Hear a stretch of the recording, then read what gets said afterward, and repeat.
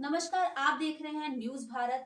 आइए कुछ बड़ी खबरों पे एक नजर डालते हैं। खबर सिंगरौली से है, जहां पुलिस अधीक्षक मनीष खत्री के निर्देशन में अतिरिक्त पुलिस अधीक्षक अभिषेक रंजन, नगर पुलिस अधीक्षक पीएस परस्ते की सतह निगरानी में थाना प्रभारी विद्यानगर अर्चना द्विवेदी के मार्गदर्शन में चौकी प्रभारी उप निरीक्षक सुधाकर सिंह परिहार एवं जयंत पुलिस द्वारा 7 वर्षीय अपहृत बालिका को 8 घंटे के भीतर दस्तयाब कर परिजनों को सौंपा गया। वहीं आवश्यक कार्रवाई सूचना के 8 घंटे के अंदर 7 वर्षीय अपहर्ता को सकुशल दस्तयाब कर अपहर्ता के माता पिता को सौंपा गया। उक्त कार्रवाई में थाना प्रभारी विद्यानगर निरीक्षक अर्चना द्विवेदी, चौकी प्रभारी जयंत, उप निरीक्षक सुधाकर सिंह परिहार, सहायक उप निरीक्षक राजेश द्विवेदी, जीवेंद्र मिश्रा, दीप नारायण केवट, रवि गोस्वामी, प्रधान आरक्षक सुनील मिश्रा, धीरेन्द्र अहिरवार, भूपेंद्र सिंह,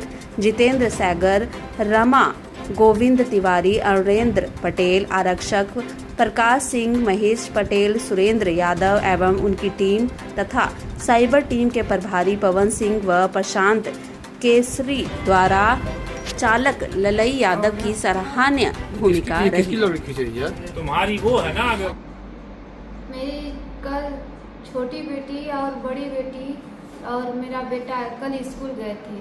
कल हाफ डे पढ़ाई था और 11:30 बजे वो घर पे आ गए थे। मेरी बेटी बोली बड़ी वाली बेटी से कि मैं किसी दोस्त के यहाँ जा रही हूँ और उस समय मैं घर पे नहीं थी। मैं जो आई तो मेरी बेटी बोली कि कहीं पे वो चली गई है, तो मैं बोली ठीक है, दोस्त के यहाँ गई होगी तो 1-2 घंटे में आ जाएगी। मैं ये बोल के मैं अपना काम करने लगी, खाना वाना बनाने लगी। बनाते बनाते 3 बज गया हम लोग को खाते पीते। तो मैं बोली कि 3 बजे तक वो नहीं आई। इसके बाद मैं बोली कि जाओ उसके दोस्त के यहाँ देख के आओ। गई तो बोली मम्मी कोई इधर दोस्त के यहाँ वो नहीं गई है। इसके बाद हम लोग पति पत्नी दोनों लोग खोजना स्टार्ट कर दिए। फिर बहुत सारा ढूंढे इधर उधर, जहाँ भी हम लोग को ढूंढते बना। फिर हम लोग को ढूंढते ढूंढते 7 बज गया। 7 बजे हम लोग को उम्मीद थोड़ा थोड़ा कम होने लगा। फिर हम लोग सोचे कि पुलिस का सहायता ले लिया जाए। इसके बाद जब पुलिस स्टेशन आए तो हम लोग सहायता लिए। पुलिस हमारे साथ तुरंत गई तत्काल पे। यहाँ से पूरा ढूंढने की कोशिश पूरा ढूंढी, सीसी कैमरा जितना मिला हम लोगों को पूरा ढूंढते ढूंढते मेरी बेटी 3 बजे भोर में मिली। 3:30 बजे तक मेरे पास आ गई हो और उसको हमारे मतलब पास छोड़ के और सही सलामत उसको अच्छे से मतलब मेरे पास वो छोड़ के साहब लोग चले गए।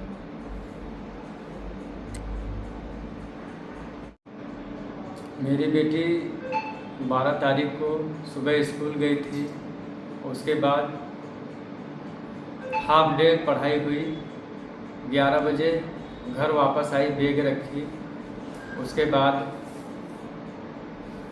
जो है मैं 1:30 बजे रूम पे गया। खाना वाना खा के मैं सो गया।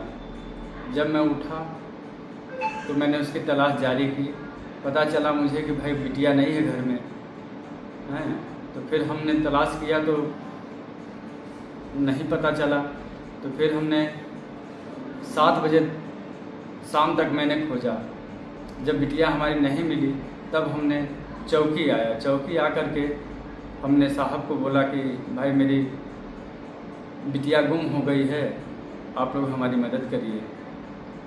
तब साहब लोगों ने हमारे साथ मिल कर के हमारी बिटिया को पूरी रात खोजने में हमारी सहायता की है और हमारी बिटिया को पूरे सीसी कैमरा जितना मार्केट में है टोटल खुलवा के कम से कम 50 कैमरा खुलवा करके देखे अधिकारी लोग। उसके बाद थोड़ा सुराग मिला जिसके वजह से हम लोग खोजे, छानबीन किए तो 3 बजे रात को हमारी बिटिया मिल गई। उसके बाद साहब लोगों ने मिल करके हमारे घर पहुंचाया। घर पहुंचाने के बाद अब हम लोग खुश हैं यहाँ के अधिकारियों से, जिन्होंने भी हमारा सब मदद किया है। यहाँ के जो VTI हैं, अधिकारी हैं, SP हैं, इंस्पेक्टर हैं, जो भी साहब हमारे साथ हैं, तो मैं सबको धन्यवाद कहूँगा कि भाई हमें हमारे परिवार के साथ मिला दिए। अन्यथा मैं तो परेशान हो चुका था कि शायद मैं अपनी लड़की को ना खोज पाऊँ। इसलिए मैं तो बस यही कहूँगा भाई, गरीब आदमी किसी तरह जी खा रहा हूँ हैं। सबको हमने